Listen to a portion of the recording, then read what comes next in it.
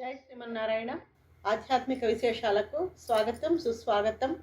నా వీడియోస్ అందరూ తప్పకుండా చూడాలి, మంచి సందేశం ఉన్న కథలు వినాలి, 10 మంది మిత్రులకు షేర్ చేయాలి, సబ్స్క్రైబ్ చేయాలి, లైక్ చేయాలని చెప్పేసి మళ్ళీ మనస్ఫూర్తిగా కోరుకుంటూ మళ్ళీ అందమైన సందేశం ఉన్న కథతో, అంటే సామాజిక సందేశం ఉన్న కథతో మళ్ళీ నేను మీ ముందుకు వచ్చాను.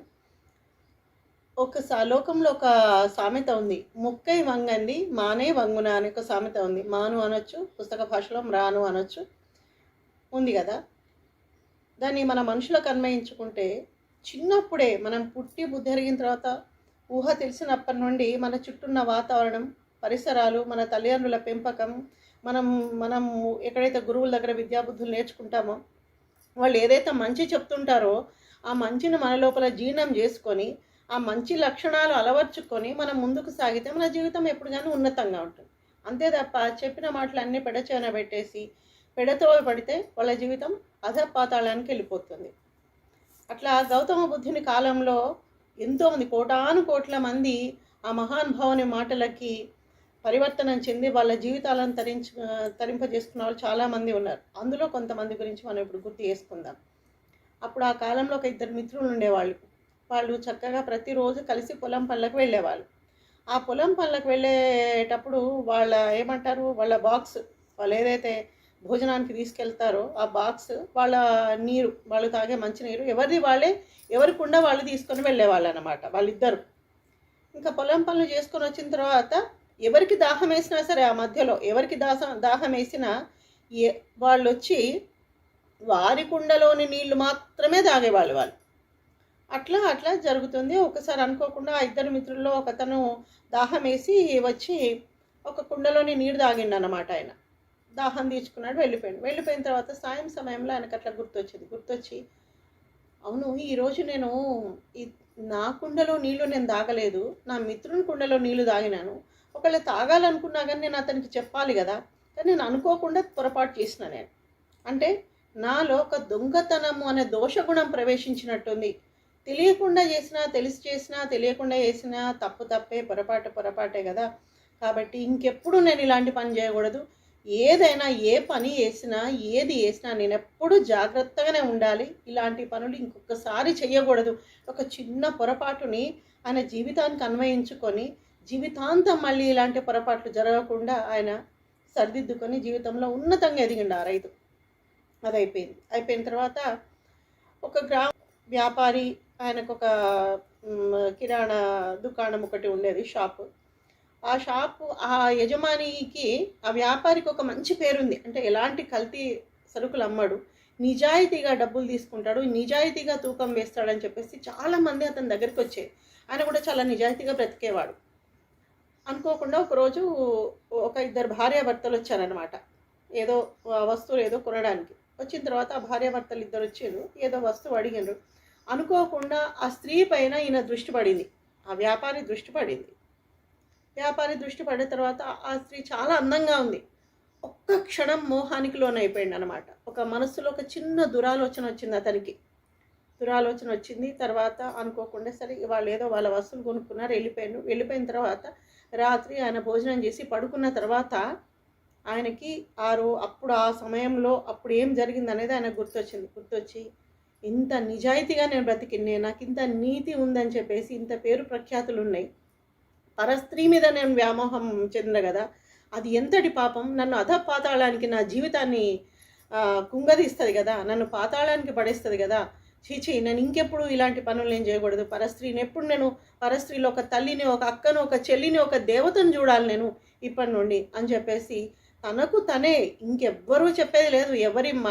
ప్రతిరోజు రాత్రి పడుకునేటప్పుడు ఇవే ఆలోచించాలి. ఈరోజు పొద్దు నుండి సాయంత్రం వరకు ఏం జరిగింది, నేనేం చేసిన అనేది ఆయన అట్లనే ఆలోచించుకుని అప్పటి నుండి తన జీవితంలో ఎవ్వరు ఎదురైనా, ఎలాంటి వాళ్ళైనా గౌరవ మర్యాదలతో ఆ స్త్రీలను గౌరవించడం, ఉన్నంత వరకు అట్లనే బ్రతికి ఆయన తరించిపోయాడు.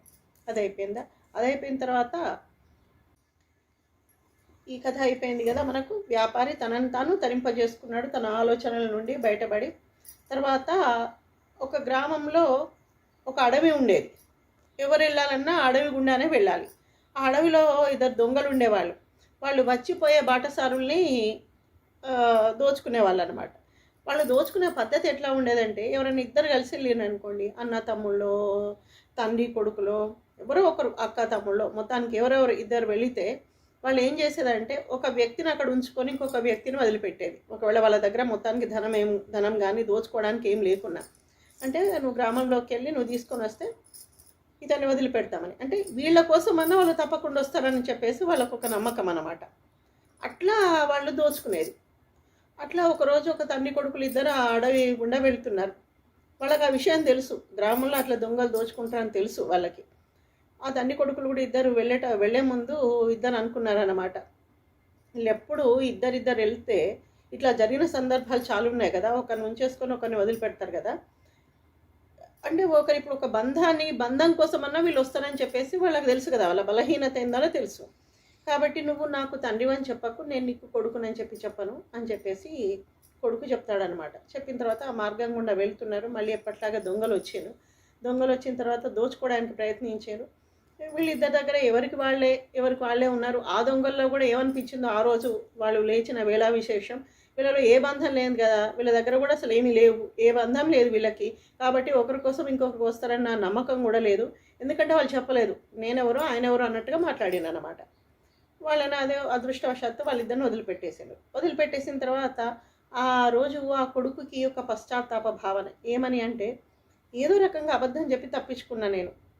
సరే అబద్ధం వల్ల మంచి జరిగింది, వాళ్ళు దోచుకోకుండా వచ్చారు, మేము సురక్షితంగా ఇంటికి వచ్చినాం. కానీ నేను ఎందుకో అబద్ధం చెప్పినా కదా, నాకు ఇదంతా ఎందుకో నాకు చాలా బాధ ఉంది నాకు. కాబట్టి ఇంకెప్పుడు కానీ జీవితంలో నేను అబద్ధం చెప్పకూడదు. అంటే అబద్ధం చెప్పితే అది ఎదుటి వాళ్ళకి తెలియకపోవచ్చు ఇది అబద్ధమని, కానీ వాళ్ళకి పశ్చాత్తాప భావన కలగాలి. నేను అబద్ధం చెప్పినా ఇంకోసారి ఇలాంటి తప్పు నేను చేయకూడదు, ఉన్నంత వరకు నేను నిజాయితీగా ఉండాలి, కుటుంబ సభ్యులతోని కానీ ఎవరితోని కానీ చుట్టుపక్కల వాళ్ళతోని కానీ నేను నిజాయితీగా ఉండాలి, ఇంకెప్పుడు అబద్ధం చెప్పుకోకూడదు అని చెప్పేసి ఎవరికి వాళ్ళు పరివర్తన చేసుకుంటే ఆ కొడుకులాగే మనం కూడా మన జీవితాన్ని తరింపజేసుకోవచ్చు. నొప్పించక తానవ్వకనే బ్రతకాలి. ఒకవేళ అబద్ధం ఆడాల్సిన పరిస్థితి వస్తే మౌనంగా ఉండాలి, తప్పేం లేదు. చక్కగా నిజానికి ఉన్నంత విలువ అబద్ధానికి ఉండదండి ఎప్పుడు కానీ. అందుకని నిజం మాట్లాడమే అలవాటు చేసుకోవాలి. ఇవన్నీ గౌతమ బుద్ధుడు లాంటి మహానుభావులు ఎంతోమంది మనకి ఇలాంటివన్నీ బోధిస్తున్నారు. తర్వాత నాలుగవ కథ ఏంటంటే, అందులోనే ఒక గ్రామంలో ఈ జాతరలు జరుగుతున్నాయి. జాతర ఉత్సవాలన్నీ జరుగుతున్నప్పుడు ఏం చేస్తారు, రకరకాల బలులు ఇస్తారు కదా, జంతు బలులు. ఆ జంతు బలులు ఇవ్వడానికి ఏం చేస్తారంటే, వాళ్ళు ఆ సంఘం యొక్క పెద్ద మనిషి అనుజ్ఞ తీసుకుంటారన్నమాట, అనుమతి. వీళ్ళందరూ వెళ్ళి ఆ సంఘం యొక్క పెద్ద మనిషి అనుమతి తీసుకున్నారు. ఆయన కూడా సరే అన్నారు. సరే అన్న తర్వాత ఇంకేముంది, జాతర ఉత్సవాలు విచ్చలవిడిగా ఎన్ని జంతువుల ప్రాణాలు తలలు కింద పడిపోయినాయో, ఎన్ని ప్రాణాలు, రక్తం అంతా మడుగులు కట్టింది అక్కడ. ఎవరికి వాళ్ళే మొక్కులు అని చెప్పేసి జంతు బలులు అన్నమాట. ఇష్టం ఉన్నట్టు వీర విహారం చేసేసారు. అంతా ఎక్కడ చూసినా గ్రామ పెద్ద వచ్చిన మళ్ళీ ఒకసారి అట్లా వస్తారు కదా సూపర్విజన్, అట్లా వచ్చిన అదంతా పర్యవేక్షించేసరికి ఆయన హృదయం అంతా ద్రవించిపోయినట్టయింది.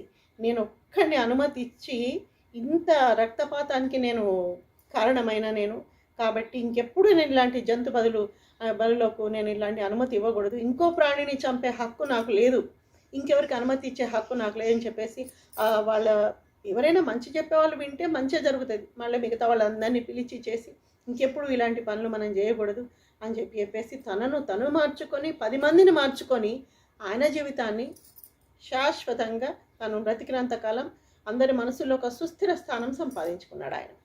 అదైపోయింది. ఇంకా ఐదవది ఏంటి అని అంటే, ఒక గ్రామంలో వెనుకట జరిగేవట మద్యపాన ఉత్సవాలని జరిగేవట. అన్ని వింతలే, మద్యపానోత్సవాలని జరిగేవి. ఆ మద్యపాన ఉత్సవాలు జరగాలి అని అంటే వాళ్ళు ఏం చేయాలి, గ్రామాధికారి అనుమతి తీసుకోవాలి. గ్రామాధికారి దగ్గరికి వెళ్ళి అనుమతి ఇవ్వగానే ఆయన అనుమతి ఇచ్చేసారు. గ్రామాధికారి అనుమతి తీసుకున్నారు. అనుమతి తీసుకొని సరదాగా ఇంకేముంది అసలు విచ్చలవిడిగా ఇష్టమైనట్టు తాగి చేసి తూలి ఊగి పడిపోయి ఆ తాగిన ఆ మైకంలో పిచ్చిగా అందరూ దుర్భాషలు ఆడుకుంటూ ఒకరిపైన ఒకరు పడి కొట్టుకుంటూ తిట్టుకుంటూ విచ్చలవిడిగా ప్రవర్తించిన అనమాట. అందులో కొంతమంది ప్రాణాలు కూడా పోయినాయి. ఇట్లా జరిగిన తర్వాత ఇదంతా తెలిసి గ్రామాధికారి అక్కడికి వచ్చారు. ఆ ప్రాంతానికి వచ్చి చూసి చీచి, ఇలాంటి వాటికి ఎప్పుడు కానీ అనుమతి ఇవ్వకూడదు. దీనివల్ల ఏమైంది, ప్రాణ నష్టం జరిగింది, ఇంత రక్తపాతము, ఇంత అసహ్యమైన పరిస్థితులు ఇక్కడ అన్నీ నెలకొన్నాయి. నేను ఒక గ్రామానికి అధికారి అయి ఉండి నేను ఇలాంటి వాటికి ఎప్పుడు నేను కానీ సపోర్ట్ చేయకూడదు, నేను ప్రోత్సహించకూడదు. కాబట్టి నా తప్పుకు నేనే చంపలేసుకుంటున్నా అని చెప్పేసి ఆ భగవంతుని క్షమాపణలు వేడుకొని ఇంకెప్పుడు నేను ఇలాంటి పనులు నేను చేయకూడదు, నేను గ్రామంలో అధికారిగా ఉన్నంత వరకు నేను మంచినే ప్రోత్సహిస్తా, మంచి పనులే చేస్తా, 10 మందితో మంచిగా చేయిస్తా అని చెప్పేసి ఆయన అనుకొని ఆయన జీవితాన్ని కూడా ఆయన సుఖమయం చేసుకొని ప్రశాంతంగా భగవంతుల్లో ఐక్యమైపోయింది. అంటే ఎప్పుడు కానీ ఎదుటి వాళ్ళే మంచి చెప్పాలి అనేది ఏం లేదు మనిషే పుట్టిన తర్వాత.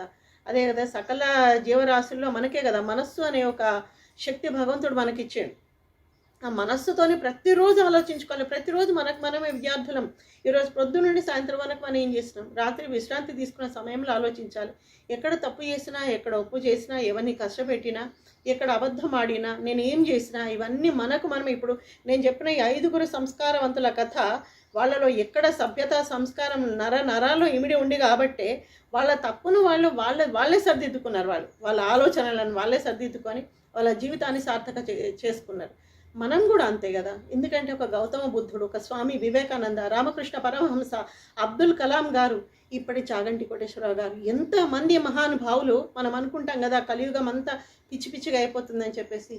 ఎంతమంది మహానుభావులు, సామవేదం షణ్ముఖ శర్మ గారు ఎన్నెన్ని చెప్తున్నారండి, మనకు ప్రవచనాలు చెప్తున్నారు. భారతీయత అండి ఏంటో చెప్తున్నారు, మనకి ధర్మాన్ని ఎట్లా కాపాడుకోవాలనే చెప్తున్నారు, భగవంతుని ఎట్లా వేడుకోవాలని చెప్తున్నారు, మన సనాతన ధర్మాల గురించి చెప్తున్నారు, మనలో మంచిని ఎట్లా పెంపొందించుకోవాలనే చెప్తున్నారు, 10 మందికి ఎట్లా సాయం చేయాలని చెప్తున్నారు, మన జన్మ ఎట్లా ధన్యం చేసుకోవాలి, ఇవన్నీ ప్రతి ఒక్కటి వాళ్ళు చెప్తున్నారు. కొన్ని వేలు లక్షల ప్రవచనాలు. కొంత వినలేమండి మనం? ఆ కొంత వినాలి కదా. కొంతలో కొంత విని, కొంతలో కొంత నేర్చుకొని, మన బలహీనతలను మనమే కవర్ చేసుకొని, అంటే మనమే సర్దిద్దుకొని, మన చుట్టూన్న బంధాలను మనమే కాపాడుకొని జీవితాన్ని ధన్యం చేసుకోవాలి. మానవ జన్మ అంటేనే చాలా ఉత్కృష్టమైన జన్మ. ఈ జన్మలో మనకు మనమే శత్రువు, మనకు మనమే మిత్రుడు, మనకు మనమే స్నేహితుడు అండి.